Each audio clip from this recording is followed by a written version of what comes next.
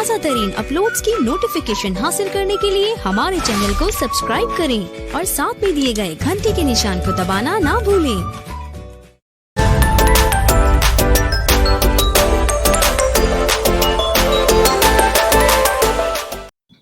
आज আমি কৰিম ক্লাস 10 আসামিজ চ্যাপ্টাৰ 2 জিকিৰ। কোয়েশ্চন নম্বৰ 1 সম উত্তৰ দিয়া। ক জিকিৰৰ ৰচক কোন? উত্তৰ জিকিৰৰ ৰচক হ'ল শাহ মিলান নামৰ এগৰাকী ইছলামী সাধু। তেওঁক আজান ফকীৰ বুলিও জনা যায়। খ জিকিৰবোৰক কিহৰ লগত তুলনা কৰিব পাৰি?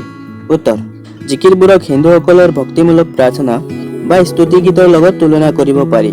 গ জিকিৰ শব্দটো কি শব্দৰ পৰা ওলাইছে? উত্তৰ জিকিৰ শব্দটো আৰবী জিকৰ শব্দৰ পৰা ওলাইছে। এই শব্দৰ মূল অৰ্থ হ'ল ঘনে ঘনে উচ্চাৰণ কৰা। কোৱেশ্চন নম্বৰ 2 তলৰ শব্দবোৰৰ অৰ্থ লিখা। ৰসুল, মুমিন, ৰহম, কুতুব আৰু বান্দা। ৰসুলৰ অৰ্থ হ'ল দেৱদূত বা আল্লাহৰ দূত। মুমিনৰ অৰ্থ হ'ল বিশ্বাসী মুছলমান। ৰহমৰ অৰ্থ হ'ল দয়া। কুতুব মানে ধ্ৰুৱ বা নক্ষত্ৰ। বান্দা মানে ভৃত্য। কোৱেশ্চন নম্বৰ 3 মক্কাৰ দুৱাৰত চাহাব জীৱই মাৰে তালি, যেনে হালে হলৰ লগত দৰিকাৰ টপালি। উত্তৰ উল্লিখিত কবিতা ভাষীৰ অন্তৰ্নিহিত ভাৱটি বিশ্লেষণ কৰা।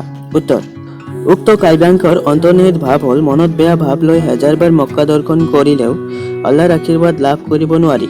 মানুহৰ অন্তৰত দয়া প্ৰেম নাথাকিলে বা আমি যদি সকলো জীৱকে সমদৃষ্টিৰে চাব নাজানো, আমি কেতিয়াও আল্লাহৰ প্ৰিয় পাত্ৰ হ'ব নোৱাৰো।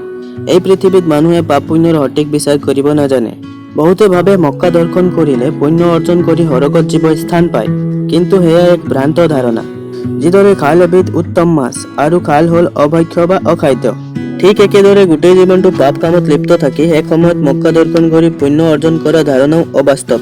কোৱেশ্চন নম্বৰ 4 ক পানী মৰি পিয়াসত অগ্নি মৰে জাৰত, খুদা ৰসুল লুকাই আছে মুমিনৰ আঁৰত। উত্তৰ উদ্ধৃত বাক্যাংশ আজান ফকীৰ ৰচিত জিকিৰ নামৰ কবিতাৰ অন্তৰ্গত। উক্ত কাব্যাংশত সংসাৰ যাত্ৰাত মানুহে যে নিজৰ অজ্ঞানতাৰ বাবে আল্লাহক বিচাৰি হাবাথুৰি খাই মৰে, অথচ মানৱৰ হৃদয়তে যে আল্লাহ বিৰাজমান তাকে বুজাইছে। পানীয়ে মানুহৰ তৃষ্ণা নিবাৰণ কৰে, অথচ পানীয়ে নিজৰ সেই গুণৰ বিষয়ে নাজানে। সেইদৰে জুইৰ যে উত্তাপ শক্তি আছে, সেই কথা জুইয়ে নাজানে। ঠিক একেদৰে আপোন হৃদয়তে অৱস্থিত ভগৱানক নিজৰ অজ্ঞানতাৰ বাবে মানুহে চিনি নাপায়। অৰ্থাৎ ভগৱান বিচাৰি আমি দূৰলৈ যোৱাৰ প্ৰয়োজন নাই, কাৰণ ভগৱান সকলোৰে হৃদয়ত বিৰাজমান। খ মক্কাৰ দুৱাৰত চাহাব তীৰবেণীৰ ঘাট, বেহাব নোৱাৰে তাত মায়াই ভেটে বাট। উত্তৰ উদ্ধৃত কাব্যাংশ আজান ফকীৰ ৰচিত জিকিৰ নামৰ কাব্যাংশৰ অন্তৰ্গত। কাব্যাংশত উল্লেখিত তীৰবেণীৰ ঘাট কথাষাৰে মক্কা যে এখন পবিত্ৰ তীৰ্থভূমি তাকেই বুজাইছে। কিন্তু যাৰ অন্তৰত ধৰ্মভাৱ থাকে বা যিজনে আল্লাহৰ দৰ্শন পাব বিচাৰে, তেওঁহে মক্কালৈ যাব বিচাৰে। আল্লাহ বা ভগৱানৰ সান্নিধ্য লাভ কৰিবলৈ মানুহে সংসাৰৰ মায়ামোহ ত্যাগ কৰিব পাৰিব লাগিব। কিন্তু সংসাৰৰ মায়ামোহ আমাক এনেদৰে আসন্ন কৰি ৰাখে যে ভগৱানৰ সান্নিধ্য লাভতকৈ মানুহে পাৰ্থিৱ সুখ ভোগতহে বেছিকৈ গুৰুত্ব দিয়ে। মানৱ জীৱন যে ক্ষণস্থায়ী বা সংসাৰ যে দুদিনীয়া, সেই কথা মানুহে কেৱল মায়াৰ বন্ধনত বান্ধ খাই থাকে বাবে উপলব্ধি নকৰে। কিন্তু প্ৰকৃত শান্তি কেৱল ভগৱানৰ চিন্তা কৰিহে লাভ কৰিব পাৰি। গ হজাৰ মইনাটি অনেক যুগতি, দেওমাৰি পাৰ হলে এৰিলে পিৰিতি। উত্তৰ উদ্ধৃত কাব্যাংশ আজান ফকীৰ ৰচিত জিকিৰ নামৰ কবিতাৰ অন্তৰ্গত। সংসাৰ মায়াৰে আৱৰা সংসাৰৰ মায়াই আমাক এনেদৰে আৱৰি ৰাখে যে আল্লাহৰ চিন্তাতকৈ পাৰ্থিৱ সুখ ভোগতহে জীৱ ব্যস্ত হৈ পৰে। মানৱ জীৱনৰ ক্ষণস্থায়ীতাৰ কথা জীৱই পাহৰি যায়, কিন্তু মৃত্যুৰ লগে লগে পাৰ্থিৱ সুখৰ নমুনা স্বৰূপ সকলো বস্তুৱে হৈ পৰে মূল্যহীন। মৃত্যুৰ লগে লগে আত্মাই শৰীৰ ত্যাগ কৰি সংসাৰ বন্ধনৰ পৰা মুক্ত হৈ আল্লাহৰ ওচৰলৈ গুচি যায়। আত্মা দেহ থকালৈকে আমি জীৱন্ত, আত্মাহীন শৰীৰ মূল্যহীন।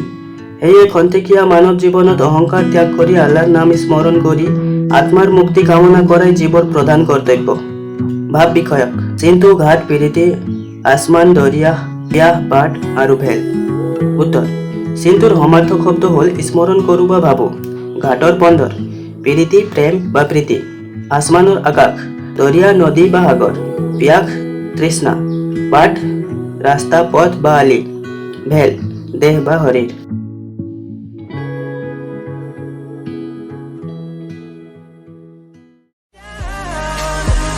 Don't you give up, nah, nah.